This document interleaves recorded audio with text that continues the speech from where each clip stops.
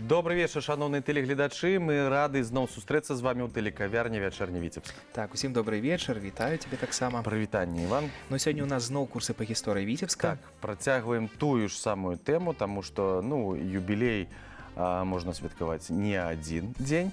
Так. Таму працягваем. Давай нагадаем, гэта быў юбілей. Так, 30 год музею Марка Марка Шагала. Таму ёсць пра што яшчэ пагаварыць. Гэта будзе працяг нашай сустрэчы і больш, напэўна, пра сучаснасць пойдзе размова. Таму будзе шмат цікавага і нават практычнага. Як наведваць, што наведваць і навошта. І каму можна. І ёсць нават і такія, так? Так, і такія моманты ёсць. Добра, ну што ж, будзем пачынаць. Гэта курсы па гісторыі Віцебска. Так.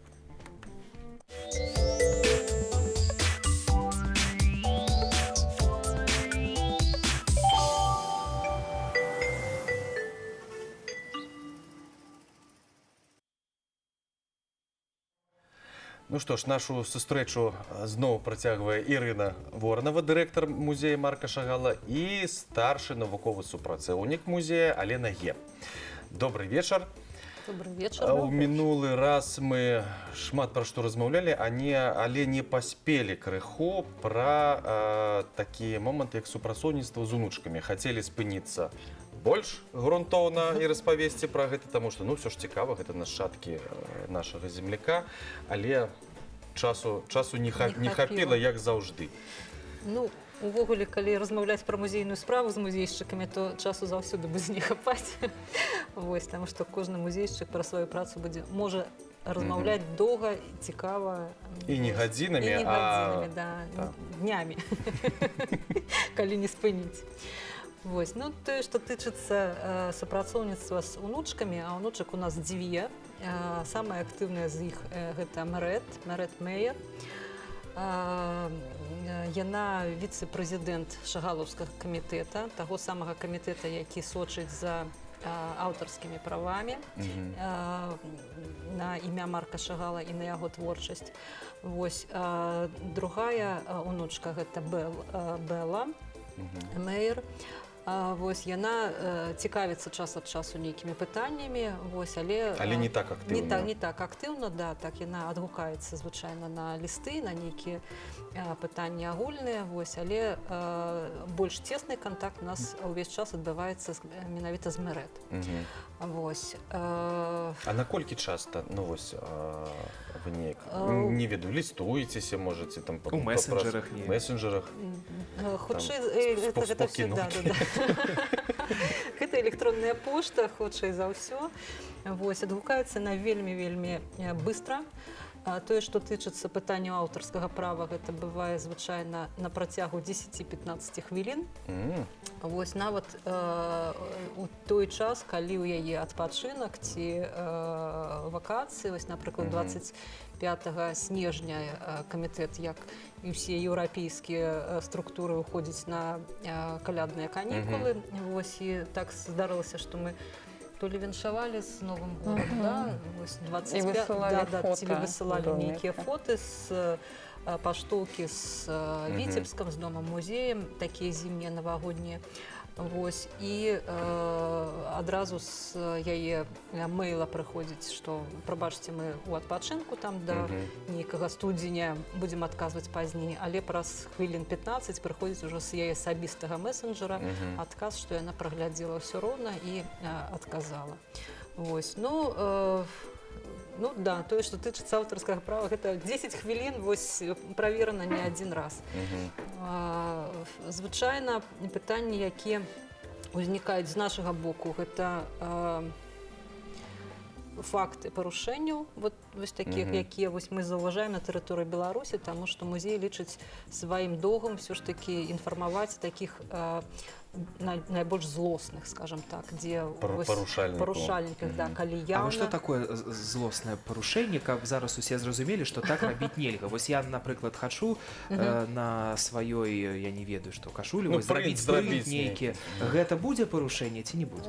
Гэта будзе парушэннем, калі вы за гэта бярэце грошы, то есть вы гэтым гандлюеце таварам, так? Вось як год таму размясціў на цішотках выяву над горадам, дзе Марка Белла ў масках ляцяць над Віцебскам. Вось гэта было, безумоўна, злоснае парушэнне. Ці вось не так даўно, здаецца, у жніўні у краме мы ўбачылі шоперы, сумкі-шоперы, таксама над горадам. То есть, калі за гэта бярэцца грошы і калі гэта масавы выраб, які ёсць у простым гандлю, то гэта ўжо будзе злоснае такое парушэнне. Калі гэта вы зрабілі прыватным путём, вось канкрэтна для сябе надрукавалі гэта у купі-цэнтры, і дома носіце, то а калі не дома? Вось, дома. А не дома. А вось, напрыклад, на тэлебачанне вось прыйду на дзень народзінаў такое. А гэта ўжо публічны паказ будзе праз тэлебачанне. Мне потым трэба будзе... Але просто па вуліцах можна ісці спакойна. І гэта не публічны паказ. І не бояцца таго, што, напрыклад, вось Алена Степановна будзе ісці на сустрэч і адразу так. О, Іван, ведаю, прывітанне. Пайшлі. Тут недалёка. Ну, скажем так, узникне пытанне, где вы взяли, где вы набылі, хто вырабляў, вось, якім тыражом яно было выраблена ў адным экземпляры, вось толькі для вас, ці гэта яшчэ не... І вось увесь гэты ланцужок пойдзе пад суд. Да, конечно. Хто вырабляў і хто... Ад таго, хто прыдумаў і хто зрабіў гэта. Вось. Потым, калі гэта рэклама, вось таксама некалькі год назад была сітуацыя, вялікая камерцыйная арганізацыя, якая зрабіла баннеры, яны былі ў Віцебску, яны былі такога зместу, дзе Марк Шагал, там інтэрнэт лётае. Вось. І калі мы папярэдзілі іх, што гэта парушэнне, яны нам сказалі, мы у гэты баннер закладывалі не імя Марка Шагала, а тое, што ён дзеяслоўне, што ён шагае, што Марк Шагал, там інтэрнэт лётае. То есть такая гульня слоў. Але ж таксама гэта не прайшла гэта рэклама, таксама ёй прыйшлося яе выдаліць. А вось калі перайменоўвалі вуліцу ў Марка Шагала, трэба ж было запытвацца так, дазволу на гэта. Гэта таксама аўтарскія правы ў нейкім сэнсе? А яно грошай не прыносіць. Яно грошай не прыносіць, але тут дзейнічае такі этычны хутчэй момант, вось, што лепей паставіць іх у курс дела, каб яны выказалі сваё задавальненне ці незадавальненне. Ну, звычайна гэта задавальненне. Вось тут таксама Віцебскі гарвыканкам, і мы таксама дапамагалі скласці гэты ліст у камітэт, в якім паведамлялася, што адну з вуліц у Віцебску плануецца перайменаваць і назваць імя Марка Шагала, і яны выказалі задавальненне, сказалі, да, мы згодны, гэта будзе вялікі гонар для нас, што яшчэ вуліца будзе насіць імя. А скажыце, калі ласка, вось гэта ўсё скончыцца з аўтарскімі правамі, калі пройдзе 50 год са смерці? Гэта скончыцца, калі пройдзе 75 год. 75, да, па французскаму заканадаўству, а аўтарскае права на Марка Шагала і яго творчасць было зафіксавана ў Францыі, а там дзейнічае 75 год пасля смерці мастака. І потым?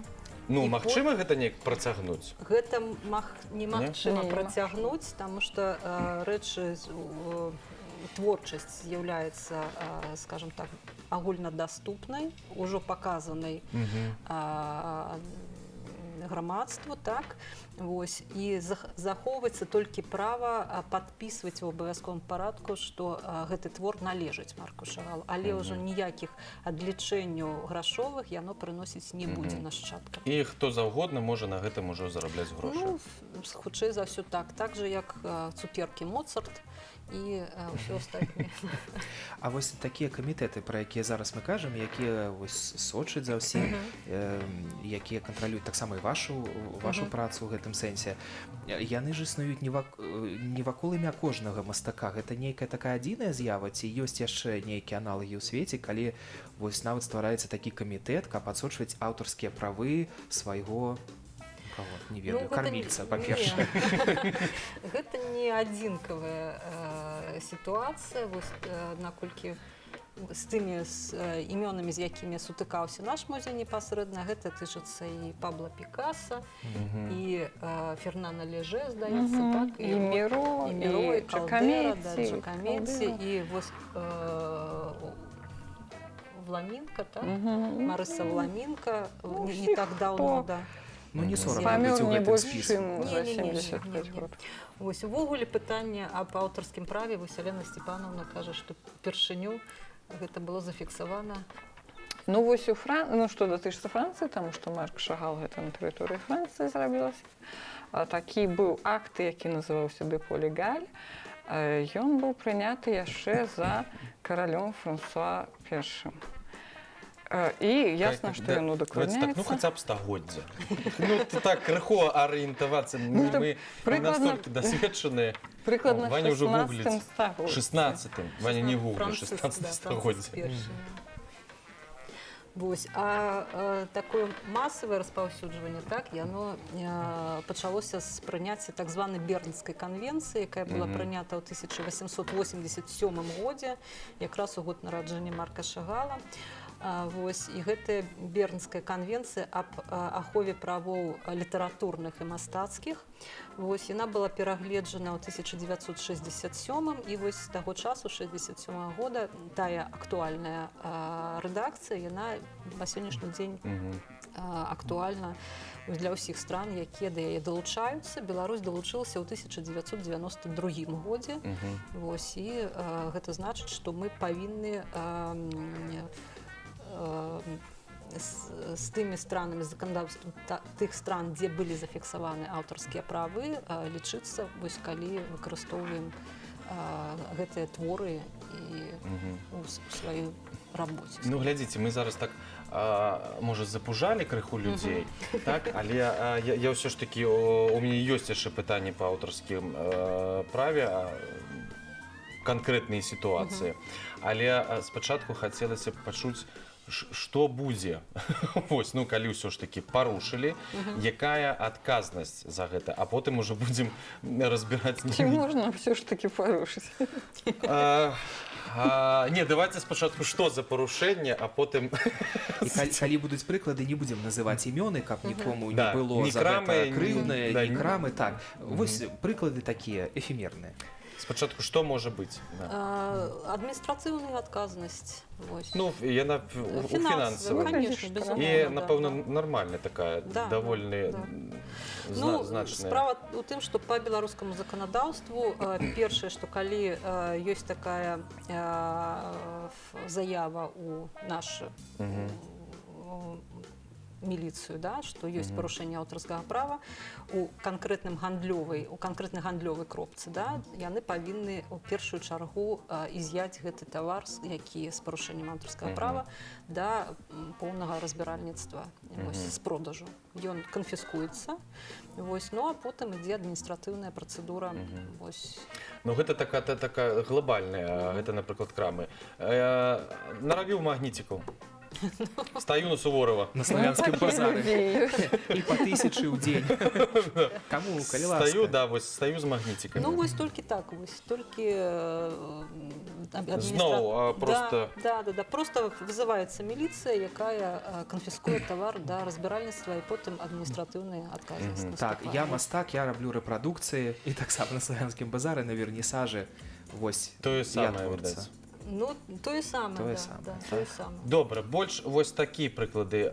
Вось, Ірына, вы мне распавядалі пра такі прыклад, пра дзяўчыну, у якой адбываецца выстава ў Дубаі, здаецца, так?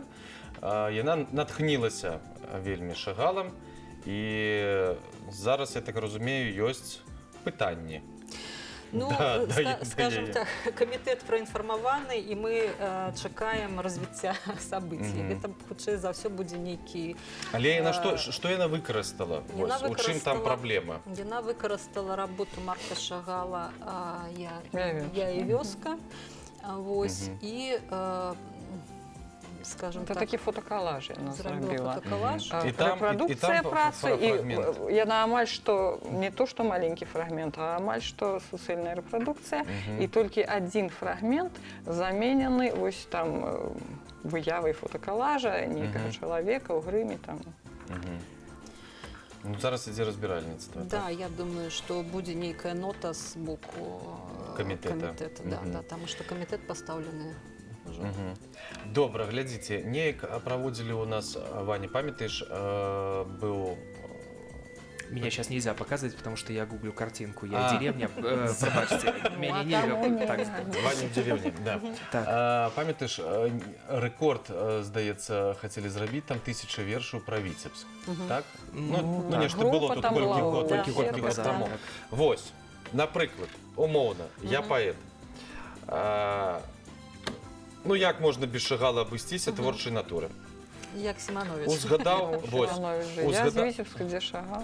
вось, узгадаў Шагала, што? Ну што, Што далей? Тут нічога, таму Рукапісі што, не гарят? таму што, скажем так, гэта не камерцыйнае выкарыстанне, хутчэй, да. Ну, А конечно, калі з рисовал гэтага- Дубаі, гэта одно, а просто в інтэрнэце ці... Добра, такая а калі з камерная гэтага выстава? зрабілі песню, яна стала хітом. Вот тут уже Ну, будзе нешта. тут можа быць таксама нейкія праблемы, таму што імя таксама пакуль з'яўляецца аб'ектам. Вось. Мгм. Ну, я думаю, з большага Ну, скажем, так, зразумела, такія, да, Ваня? вось такія варыянты былі, калі адна беларуская наша кінастудыя напісала сцэнар серыяла аб тым, як выкрадаюць недзе работу Марка Шагала, ідзе нейкае там расследаванне. Вось, яны звярнуліся, мы узналі пра гэты сцэнар і пра фільм, калі да нас звярнуліся ў Віцебск, што мы хочам у музеі здымкі праводзіць. Вось. Ну і тут, канешне, узніклі пытанні. Вось, таму што мы, безумоўна, ўсё, што тычыцца здымак адносна Шагала, да, такіх мастацкіх, з мастацкім вымыслам, мы адназначна іх атаслалі ў камітэт. Таму што, да, нават вось гэты фільм «Шагал Малевіч» Меты, Александра Меты, да, сцэнар, ён праходзіў ўсё ж такі узгадненне з камітэтам. І як унучка, дарэчы? Яна чытала сцэнарый? Больш таго, яна яго правіла. І вось той першы варыянт з яе праўкамі, ён знаходзіцца ў нас зараз у фондах музея. Вось, і, безумоўна, Мета заплаціў пэўную суму за тое, каб выкарыстоўваць імя і рабіць гэты рэпрадукцыі, рабіць гэты фільм. Слухайте, мне цікава, тому што я памятаю выказванні некаторых нашых мастацтвазнаўцаў, яны проста яго разнеслі ўшчэнт, гэты фільм, а зараз, ну, для сябе я ўпершыню пачуў, што, аказваецца, узгадненне было з унучкай. Было узгадненне, да, але ж, скажем так, канчатковым варыянтам ўсё роўна яна асталася незадаволенай, вось, ну, і тое, што яна магла выправіць, відаць, яна тое выправіла, тыя сцэны, якія ёй не падабаліся і якія яна лічыла, скажем так, некарэктнымі ў адносінах да сямейнай гісторыі. Вось, но, тым не менш, неяк яны сышлі, відаць, на якім-то варыянце, раз фільм все ж таки атрымаўся і выйшаў на экран. Тут хочется дадаць, што яшчэ ёсць же, так сказать, персанальныя адносіны яе, напрыклад, ці іншых людзей з сям'і. І ёсць, ну, чыста юрыдычны бок. Канешне, яны не такія ўжо цэрберы, якімі іх вельмі часта малююць, што ўсё, што им не падабаецца, яны зарубаюць.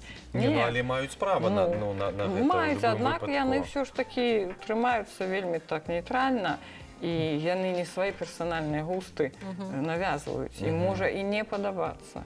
Аднак гэта не значыцца, што яны это забароняць.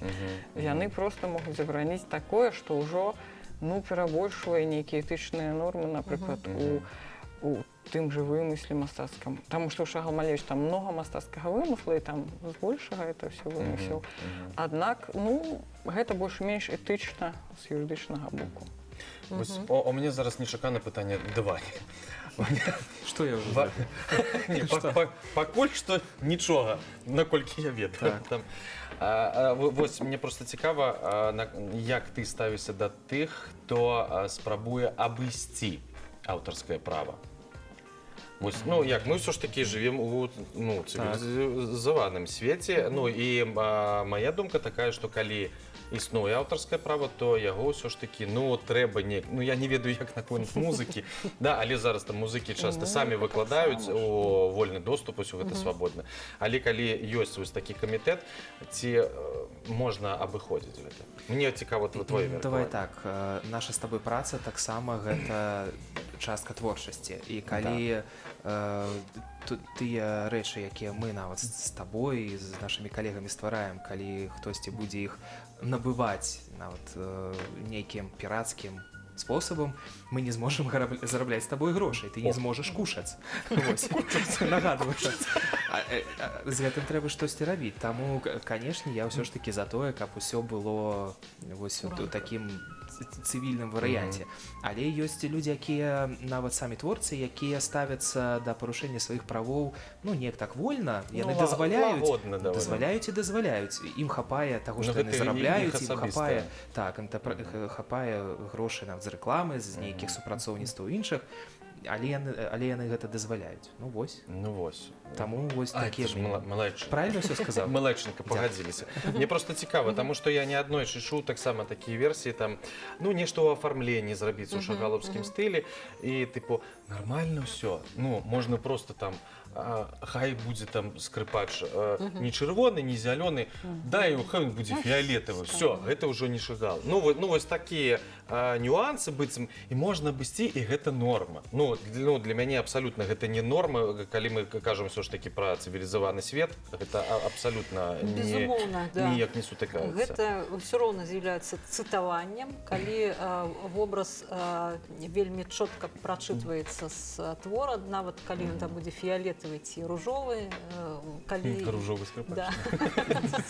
Калі дакладна бачна, што гэта вобраз узяты з канкрэтнага твора Марка Шагала, то, безумоўна, гэта ўжо цытаванне ідзе яго творчасці, і па Бернскай канвенцыі нават прафесійны мастак, які хоча, скажам так, прысвяціць свой твор Шагалу, і па-свойму выразіць свае пачуцці, і выкарыстаць нейкія вобразы, якія ў яго такі пазнавальныя, усё роўна ён павінен узяць узгадненне ў камітэце, у нашчадках. Вось, гэта прапісана ў Бернскай канвенцыі, і гэта будзе правільна. Ну, вось, я думаю... Знаходзячыся здесь, у Віцебску, да Берна неяк далекавата, да Шагалаўскага камітэта таксама, звяртацца да вас магчыма? Магчыма, да нас, але мы ўсё роўна адсылаем усіх... Але як прадстаўнікі. Мы не маем права, скажем так, вырашаць гэтых пытанняў. А, на жаль, наш нацыянальны камітэт, які ёсць у Беларусі па аўтарскім праве, а і такі ў нас ёсць, у Беларусі ён пакуль не мае прадстаўніцтва афіцыйнага ад камітэта Марка Шагала. Такое прадстаўніцтва ёсць у Расіі, но у нас пакуль гэта пытанне не ўздымалася, хаця мы таксама музей, як зацікаўлены бок, мы задавалі гэта пытанне нашаму нацыянальнаму камітэту. Пакуль такая сітуацыя, што няма ў нас рэгіянальнага прадстаўніцтва. Зрабіць першы крок і звярнуцца да вас, запытацца, куды далей, гэта магчыма? Да, безумоўна. Мы увесь час фактычна так і робім, таму што вельмі шмат ідзе да нас пытанняў, дзе-то 2 разы ў месяц, гэта стабільна. Вось не так даўно было пытанне аб творы Марка Шагала з прыватнай калекцыі, які мае заключэнне Трацякоўскай галерэі аб подлиннасці гэтага твора, але не мае заключэння аб подлиннасці ад камітэта.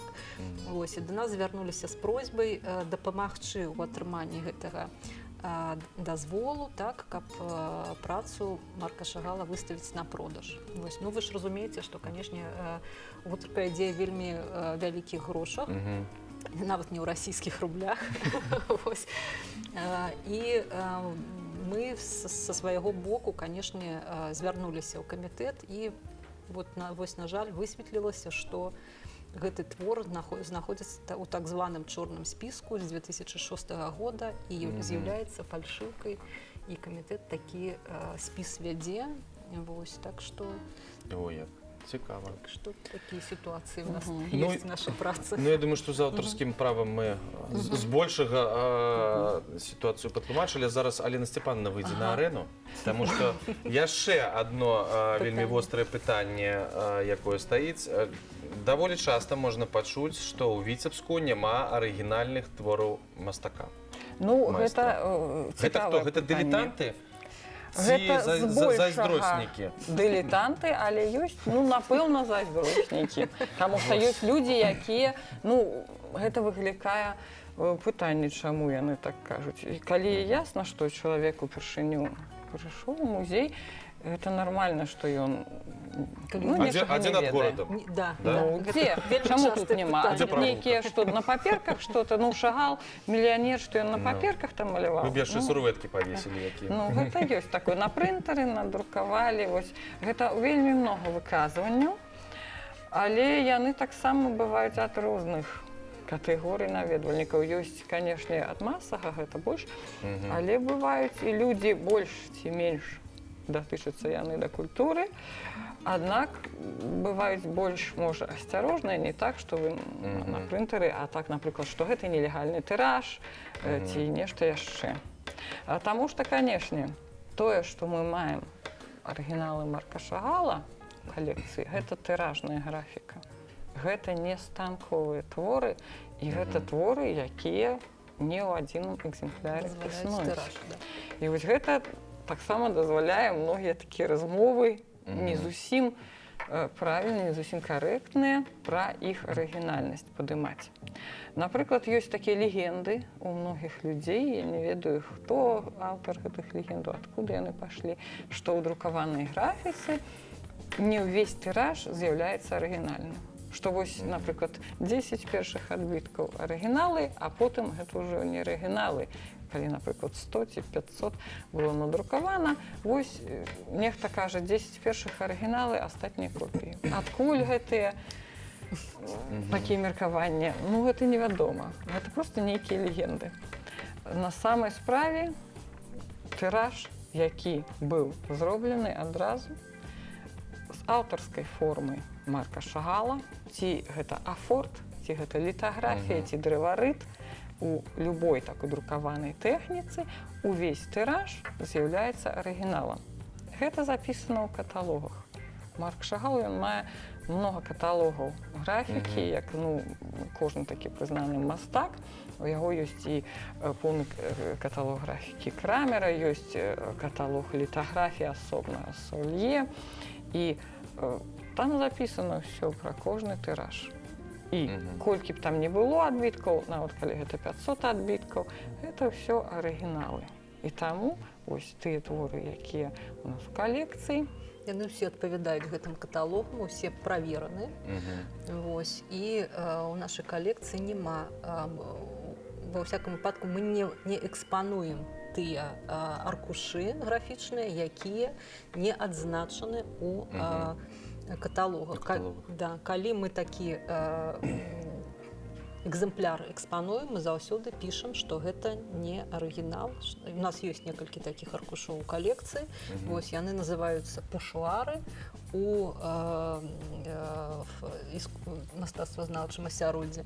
Вось, і гэта таксама работы выкананыя ў тэхніцы, могуць быць у тэхніцы літаграфіі, але яны робяцца не з шагалаўскай формы, яны робяцца па матывах, скажем так, нейкага твора, які Шагал не выконваў у графічнай тэхніцы, скажем так. Да, а сёння ўжо вядома ўсе працы мастака, ці можа быць такое, што калі-небудзь усплыве раптоўна што-небудзь новае, чаго няма ў каталогах, няма ў чорных спісках, у белых, серых, я не ведаю.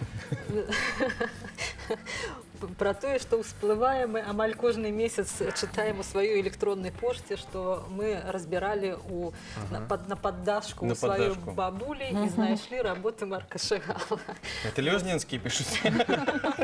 Ой, не толькі Лёзнінскія, гэта пішуць, да.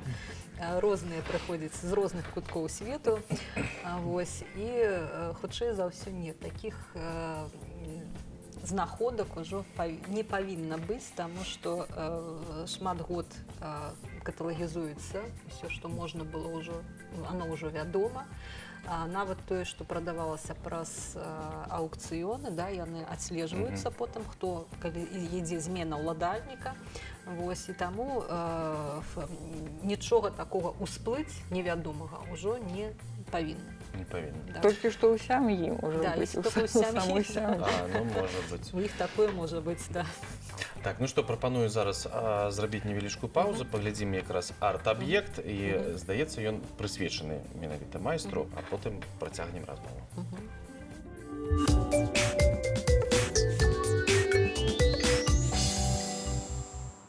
В Государственном архиве Витебской области, среди прочих документов, живых свидетелей истории нашего города, хранится очень интересный циркуляр. Документ датирован 1918 годом и говорит о том, что уроженец Витебска Марк Шагал назначается комиссаром по делам искусств Витебска и Витебской губернии. Копия этого документа хранится в Музее истории Витебского народного художественного училища. Именно благодаря этой бумаге вернувшийся после революции в родной город Шагал смог осуществить свою давнюю мечту – открыть в Витебске народное художественное училище.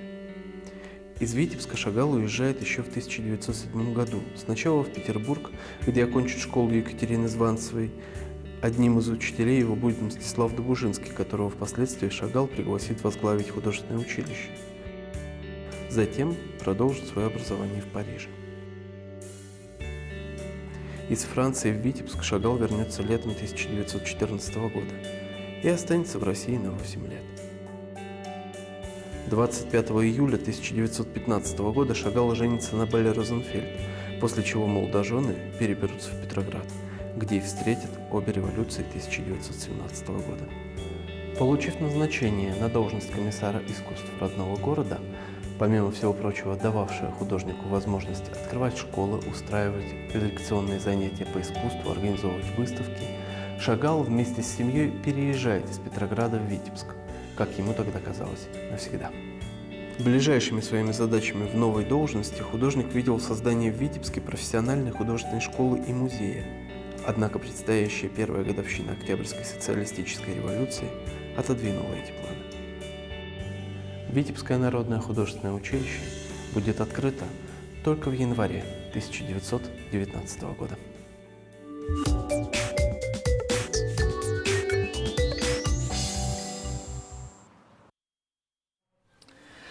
Так, ну што, зараз настаў час нам паразмаўляць пра пленэры, таму што неяк ужо і Ірына вы казалі, калі былі ў нашай студыі, што пленэры гэта якраз тая падзея, калі людзі пішуць карціны, потым вы іх схавалі, а потым яны раптам праз колькі там год шэдэўр, і можна на гэтым зарабіць грошы, каб потым выкупіць у Трэцякоўскай галерэі, напрыклад, ці ў Рускага музея Шагала.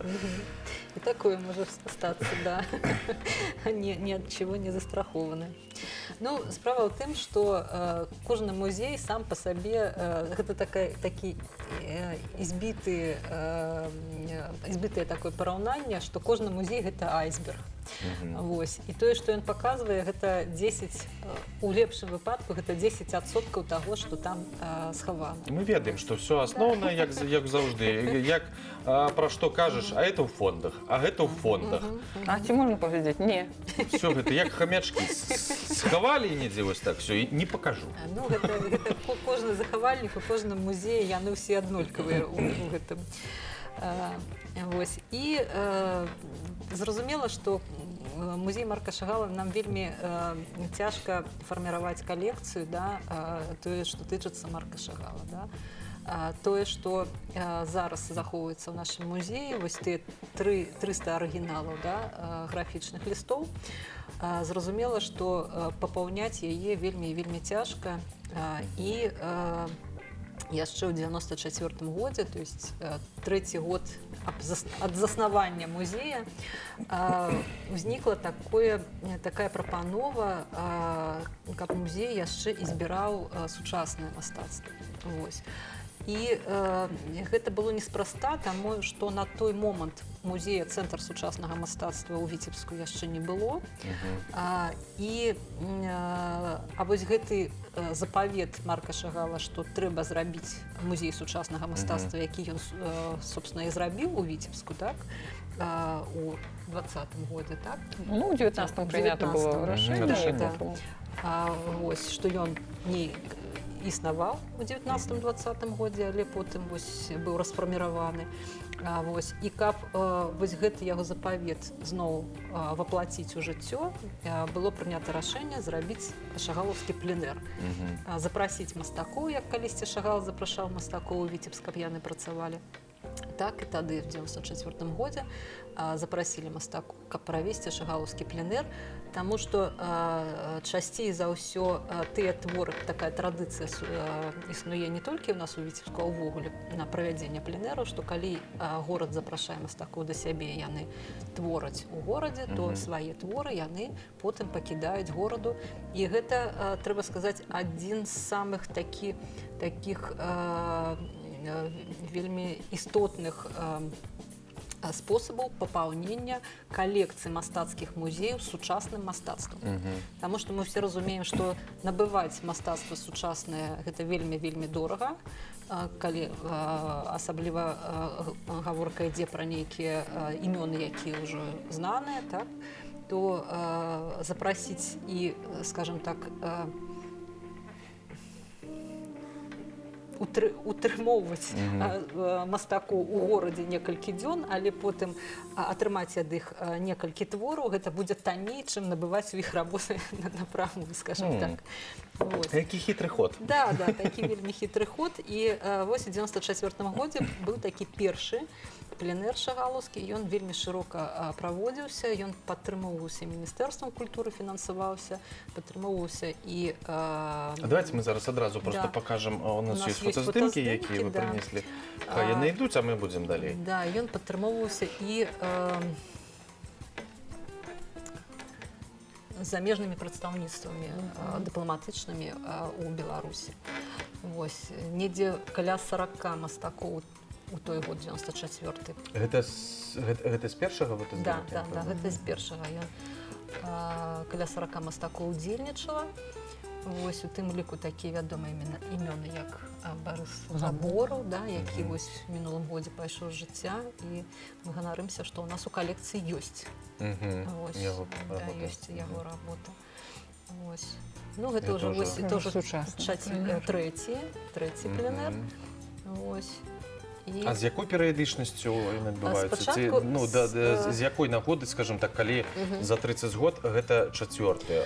Я нешта не магу падлічыць, няма... Справа ў тым, што спачатку першы прайшоў у 94 годзе, потым у 97-м, то есть такая перыядычнасць планавалася спачатку, але потым чамусьці так атрымалася, што 19 год ён не праводзіўся, 19 год. Вось, і ў 2015 годзе, калі я не прыйшла працаваць у музей, мы з Людмілай Владзіміровнай паразмаўлялі пра тое, што вось гэтыя навуковыя чытанні, шагалаўскія чытанні, навуковыя канферэнцыі, як у музеі праводзіў ўжо столькі год, і з кожным годам я ўсё цяжэй і цяжэй праводзіць з таго пункту гледжання, што колькі можна казаць пра Шагала, нічога новага звычайна ўжо знайсці практычна немагчыма.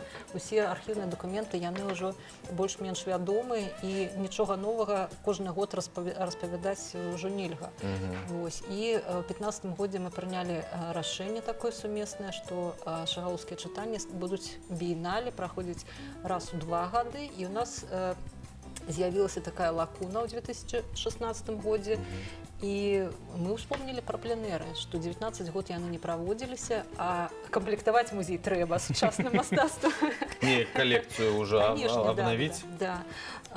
І мы аб'явілі аб правядзенні трэцяга шагалаўскага пленэра. Мы пачалі з 10 мастакоў, 10 мастакоў, 6 краін, здаецца, першы год было у 16 годзе. 10 мастакоў працуе 2 тыдні тут у Віцебску.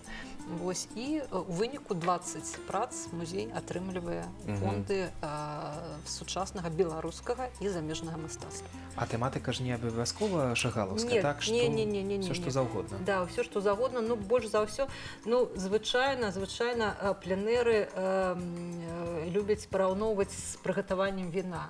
То есть, вось як вінаград расце і набіраецца сонца, так і мастакі знаходзяцца ў горадзе 2 тыдні, яны напітваюцца гэтымі вуліцамі, гэтай атмасферай шагалаўскіх мясцін, вось, а потым праз пэўны час яны могуць выдаваць творы, якія вось былі навеяны, скажем так, тымі уражаннямі, якія яны выносяць. Але не ў стылі Шагала. Не ў стылі Шагала, гэта абавязковы момант. І звычайна так і бывае, таму што к гэтай тэме яны потым звяртаюцца яшчэ некалькі разоў. Вось, ну і атрымоўваецца такі падвоены результат, то есть і музею добра, і мастакам добра, таму што яны і захавалі нейкія стасункі паміж сабой, сяброўскія, вельмі часта так атрымоўваецца, і потым яшчэ і дадатковыя для сябе уражанні для далейшай творчасці. Вось так, 4-й пленэр, які мы праводзілі ўжо ў 2018 годзе, здаецца, усе 10 мастакоў, якія прысутнічалі, яны да сённяшняга дня вось такія добрыя адносіны захавалі паміж сабой і адзін аднаго падтрымліваюць, і наколькі мне І мала таго, яны нават вось зараз быў пленэр у цэнтры Марка Роткі ў Латвіі, і там сустрэліся таксама некаторыя мастакі. Добра пасядзелі, напэўна, паразмаўлялі пра мастацтва. Ну вось яшчэ важнае пытанне, якое хочу закрануць. Мы казалі ў мінулы раз пра бібліятэку, што яна ёсць, такая існуе, але наколькі я разумею, гэта бібліятэка не ў тым сэнсе, як мы разумеем, што... Не публічная, да. Так, не публічная. Гэта даволі, ну, не складаная працэдура, але ўсё ж такі ёсць нейкія умовы яе наведвання. Да, безумоўна. Я разумею, што гэта больш падобна як праца ў архіве. Што ты прыходзіш з канкрэтным пытаннем. Так і ёсць. Справа ў тым, што да, тыя выданні, якія захоўваюцца ў нашай навуковай бібліятэцы, у аснову якой я напомню, што у яе аснову легла бібліятэка доктара Генрыха Манделя, 2500 адзінак, якія ён перадаваў, усё тое, што ён збіраў на працягу свайго жыцця. Вось, яна папаўнялась усе гэтыя гады, вось на сённяшні дзень ўжо 5800 недзе адзінак. Амаль 6000 адзінак у нас у гэтай бібліятэцы. Яна такая жывая, яна папаўняецца. Вось, справа ў тым, што да, яна з'яўляецца часткай музейнага фонду і захоўвае вельмі рэдкія выданні, прыжыццёвыя выданні Марка Шагала, якія там яшчэ 10-мі гадамі датуюцца, 20-мі гадамі минулага ўжо стагоддзя. Вось, і безумоўна, што такія выданні... Ну, нельга кожнаму гартаць. Да, безумоўна. Вось. І зразумела, што яна не працуе як публічная бібліятэка, таму што яна захоўваецца ў фондах і распараджаецца ёй галоўны захавальнік доступам да яе. Вось, таму звычайна мы працуем з даследчыкамі, так, иногда со студэнтамі, але гэта абавязкова павінен быць афіцыйны запрос з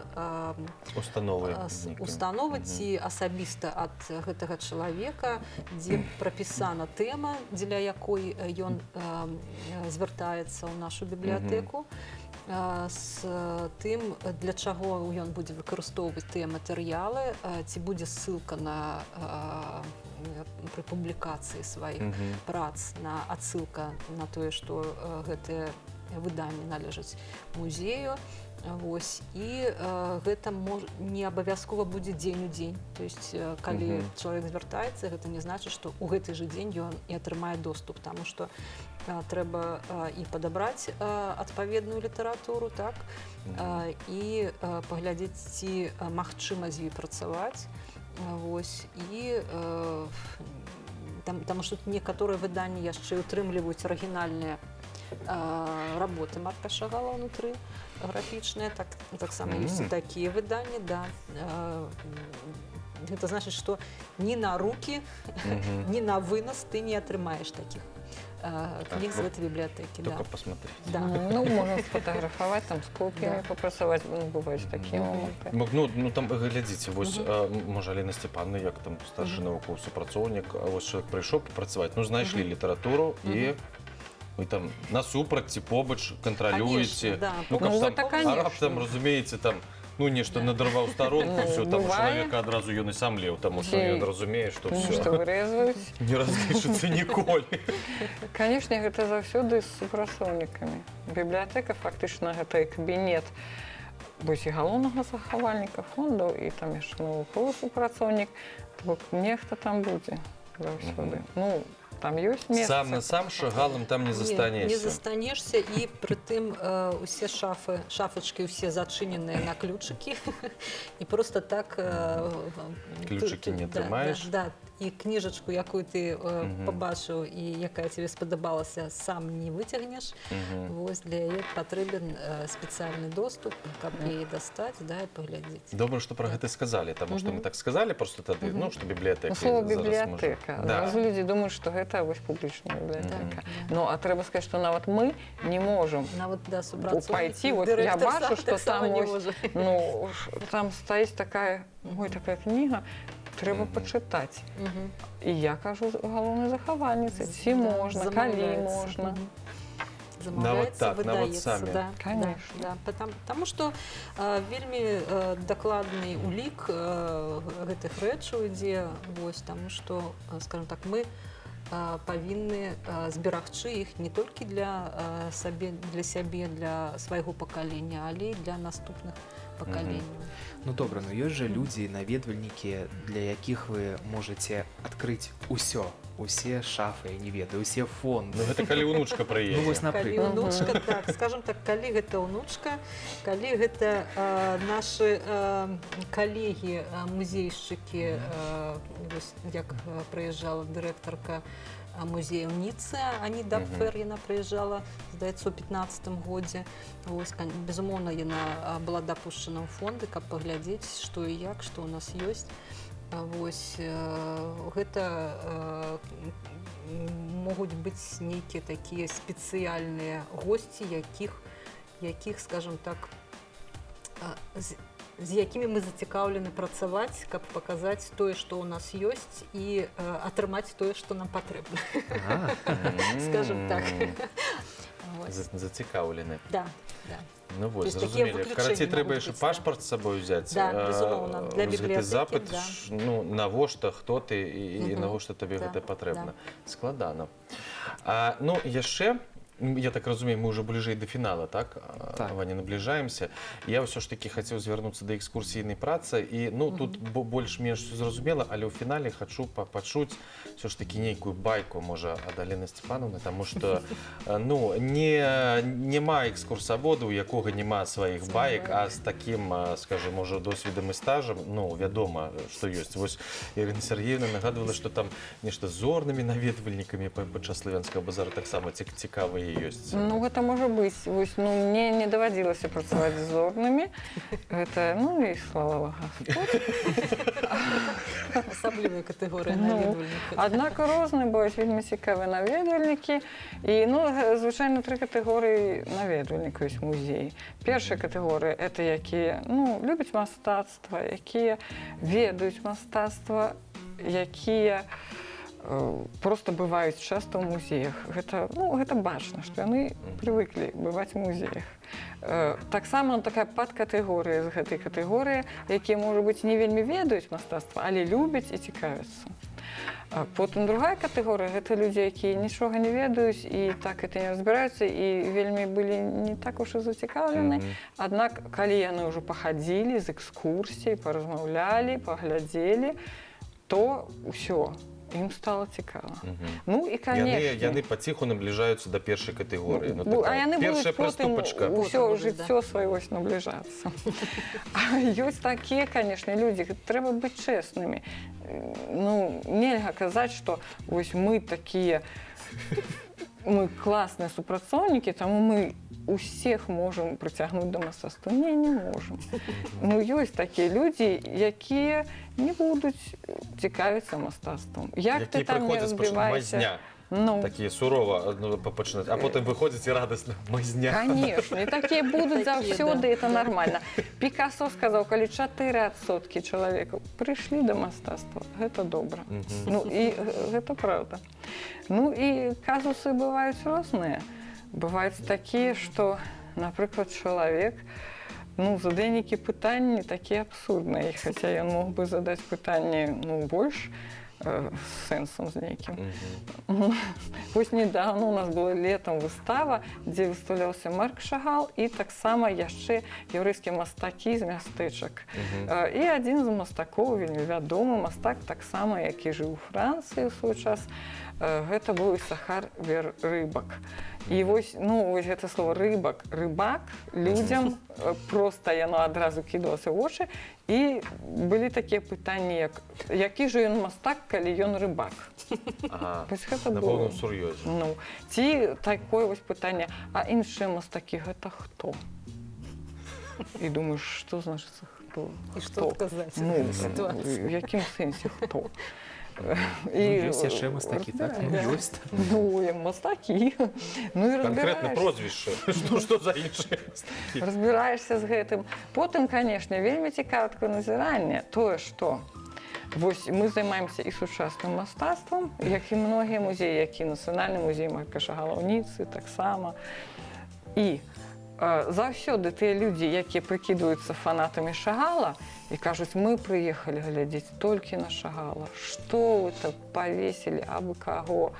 Звычайна гэтыя людзі нічога не разумеюць і ў Шагале. На самай справе, як потым высвятляецца, калі з імі размаўляць. А вось наадварот, тыя людзі, якія разбіраюцца ў Шагале, якія любяць Шагала, якія бачылі Шагала ў розных музеях свету, ўжо бачылі жывапіс яго, ці вітражы, там, манументальныя творы. І яны прыязджаюць, яны з задавальненнем глядзяць яго графіку тут, і яны вельмі добра ведаюць, што гэта арыгіналы, ім не трэба это растлумачваць. Яны ж вельмі з цікаўнасцю ставяцца і да сучаснага мастацтва, і яны адкрываюць для сябе нашых віцебскіх мастакоў, беларускіх мастакоў з задавальненнем. Там людзі са Швейцарыі, там з Амерыкі, яны бачаць беларускіх мастакоў сучасных і кажуць, класныя мастакі, вялікі дзякуй. Заўсёды так.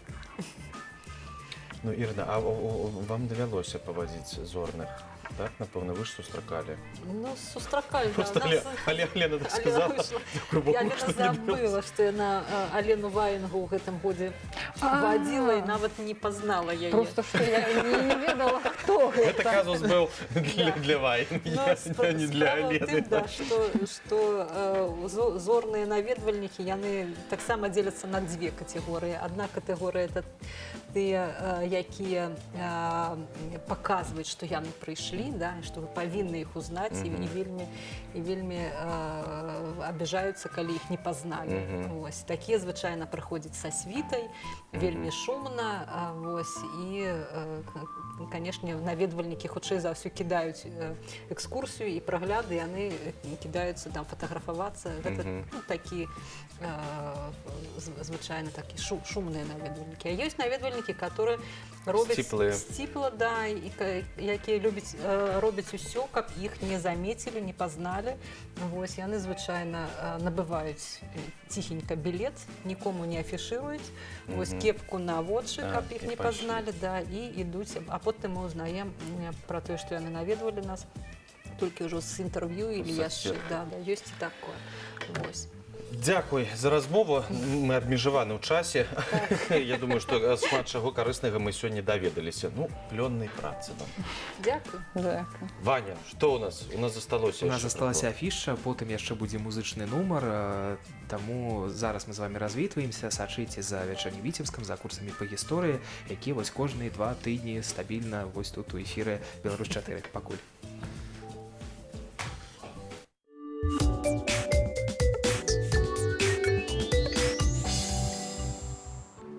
В художественном музее Витебска персональная выставка белорусского художника Всеволода Швайбы «Внутренние дворы». В экспозиции более 40 работ, которые были созданы за 20 лет. В Витебском областном краеведческом музее выставка «Лоскутные истории» Зои Ананенко. Автор по профессии инженер-технолог швейного производства. В арт-пространстве на Толстого 7 персональная выставка живописи Сергея Махнача «Стародавние часы».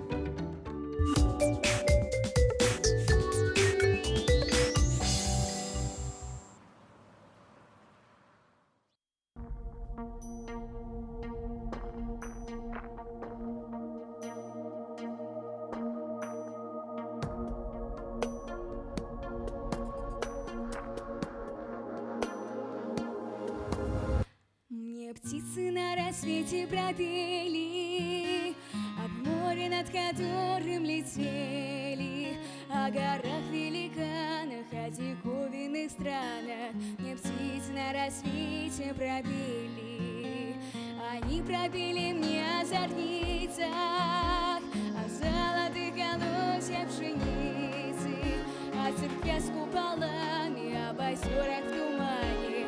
Пропели на рассвете мне птицы,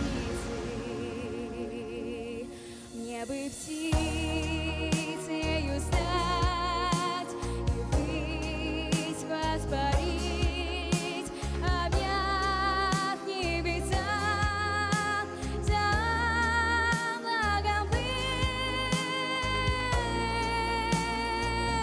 мне бы птицею стать. Вижу мир, который не знала, надежду, о которой мечтала, и на крыльях незримых, пролетая сквозь зимы, найду все то, что долго искала. Найду за горизонтами лета, теплом его я буду согрета, родниковой водою свою душу мою и отыщу дорогу я к свету. Мне бы птицею стать и ввысь воспарить, обняв небеса, за благом быть, мне бы птицею стать. Сказала птица мне на прощание, сотрет ли вас следы расставания. Вы вернетесь за мной, вы возьмете с собою. Сказала птица мне на прощание. Мне птицы на рассвете пропели, и стаи за моря улетели, за высокие горы, там, где небо в озерах, птицы мои улетели. Мне бы